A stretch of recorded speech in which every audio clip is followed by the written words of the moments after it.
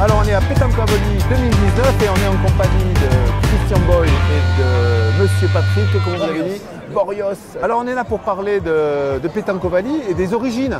Puisqu'en fait on est en 2019, ça fait un paquet de temps que cet événement très convivial existe, mais il a une histoire. Il y a déjà un fondement. Est-ce que quelqu'un peut m'expliquer d'où vient ce fondement? Ce fondement, c'est les anciens du rugby de la Vallée qui l'ont créé, il y a 13 ans donc, puisque c'est la 13e édition. Et avec une bande de copains, créer un événement, lancer des idées par rapport à la pétanque et au rugby.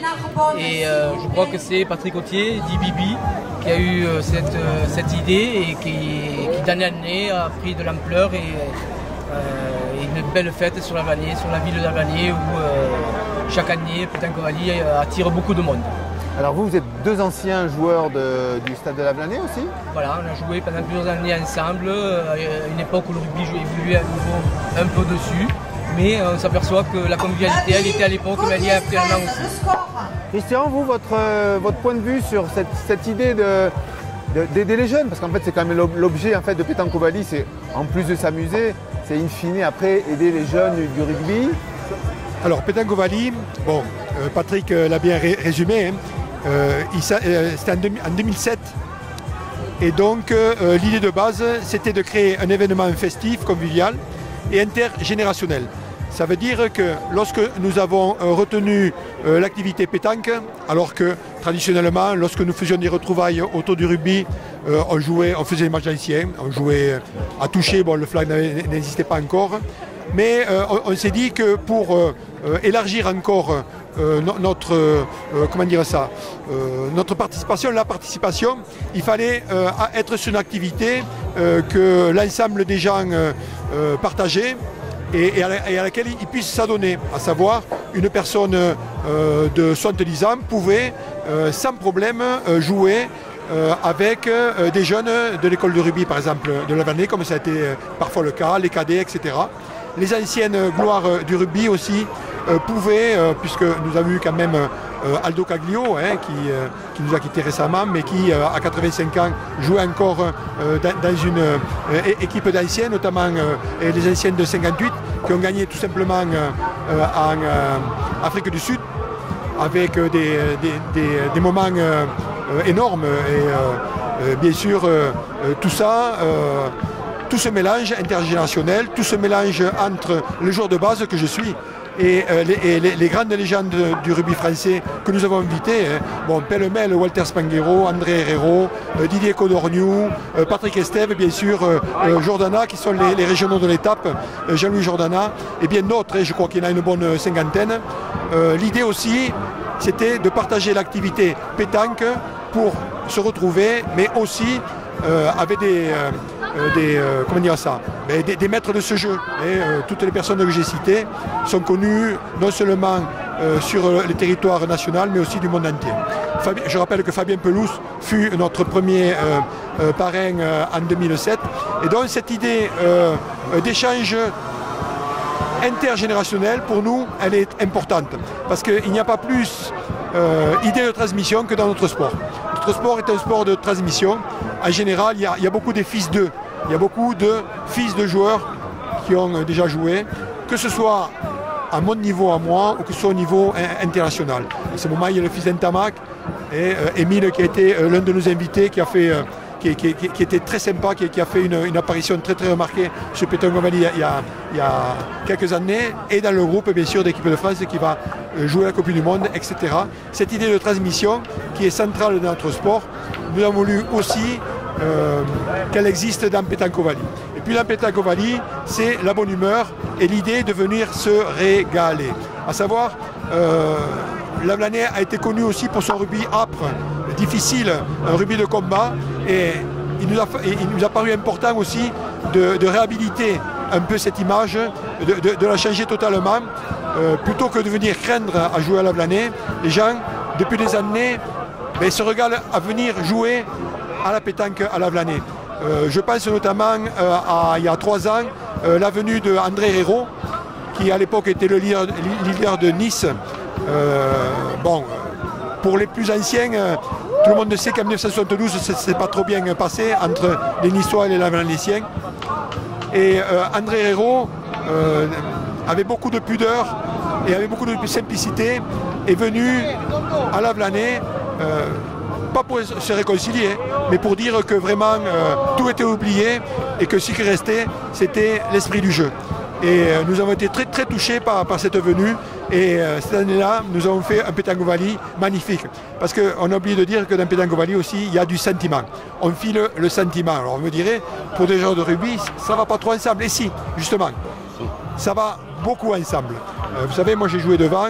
Et les joueurs de rugby, avant de se mettre en mêlée, comment dire ça, ben, ils se serrent, ils se lient de manière tout à fait intime, il faut quand même le dire. Et ça crée des liens. Ça crée des liens.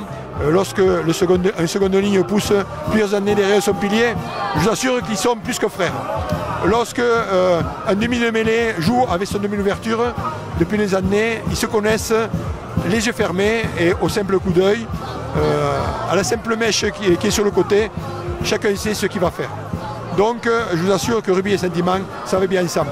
Vous savez, pendant des années, notamment lorsque je faisais mes études, puisque je ne suis pas quand même né de la première couvée, on avait du mal à dire qu'on joue au rugby. Désormais, mettre sur un CV qu'on joue au rugby, ben, ça veut dire qu'on est généreux, ça veut dire qu'on est prêt à se mettre en avant, ça veut dire qu'on va se montrer solidaire.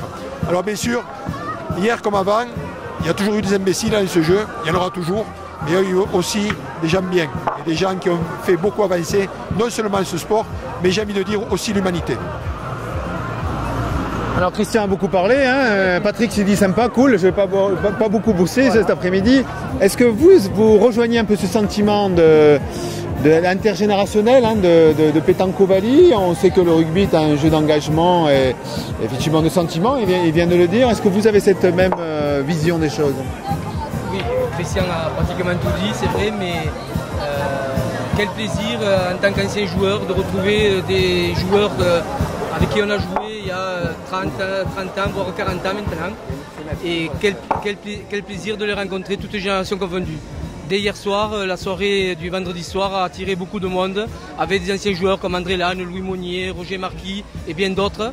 Et quel plaisir de les retrouver et de discuter des années passées. Excusez-moi.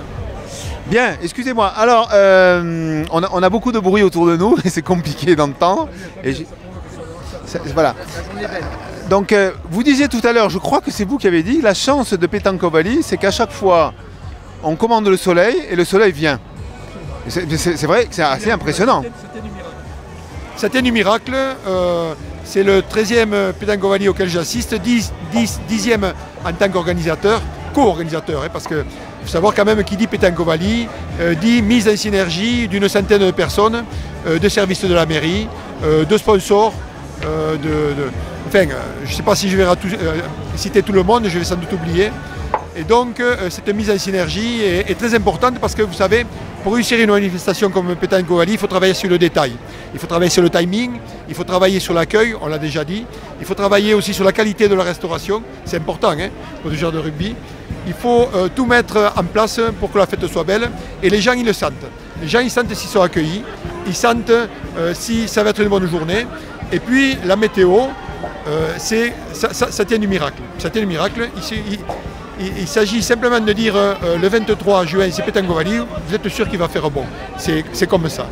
C'est comme ça. C'est quasiment irrationnel. Mais alors vous avez parlé de gastronomie. Moi j'avais rencontré le chef samoa qui est un ancien du rugby international samoa et qui vient faire quelque chose de quand même particulier aujourd'hui. Ça fait partie aussi de l'ADN de Pétanque Ovalie. Bien sûr. Bien sûr, vous savez, Pétanque Ovalie, c'est un concours de rugbymen préparé par des rugbymen pour des rugbymen.